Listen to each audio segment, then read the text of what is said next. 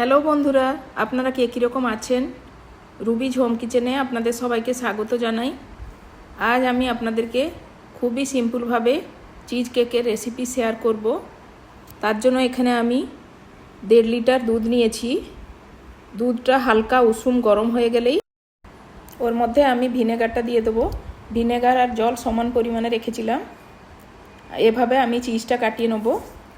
চিজটা হয়ে গেছে, এটাকে আমি জল থেকে ছেঁকে নেবো। এপাশে আমি বিস্কুট নিয়েছি। বিস্কুটটাকে গুঁড়ো করে নেব। বিস্কুটটা গুঁড়ো হয়ে গেছে। এখন আমি গ্রাইন্ডারের বাটির মধ্যে চিজটা দিয়ে ওর মধ্যে একটুখানি ফ্রেশ ক্রিম দিয়ে দিয়েছি আর স্বাদ মতো চিনি দিয়ে দিলাম। আপনারা আপনাদের স্বাদ মতো চিনি দিয়ে দিবেন। দিয়ে এটাকে পেস্ট করে নিয়েছি। এখন বিস্কুটের গুঁড়োর মধ্যে সামান্য একটু বাটার মিশিয়ে দেবো। এখন বিস্কুটের গুঁড়োটাকে আমি কাপের ভেতরে দিয়ে দিলাম প্রথমে। তার উপরে চিজটাও দিয়ে দেবো। দিয়ে এভাবে চারদিকে আমি সেট করে নেব। এখানে আমি নিউটেলা নিয়েছি। এর মধ্যে এখন আমি একটু ফ্রেশ ক্রিম মিশালাম। এখন এটাকে আমি খুব ভালোভাবে মিক্স করে নেব। এখন আমি চিজের উপরে নিউটেলাটা দিয়ে দেবো। দিয়ে এভাবে চারদিকে ভালো করে ছড়িয়ে নেব। আপনারা চাইলে পাইপিং দিয়েও বানিয়ে নিতে পারেন।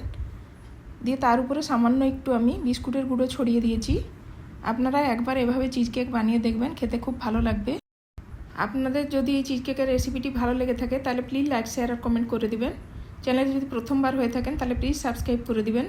আপনারা কে কোথা থেকে দেখছেন প্লিজ আমাকে কমেন্ট দিয়ে জানাবেন। ভিডিওটি দেখার জন্য ধন্যবাদ।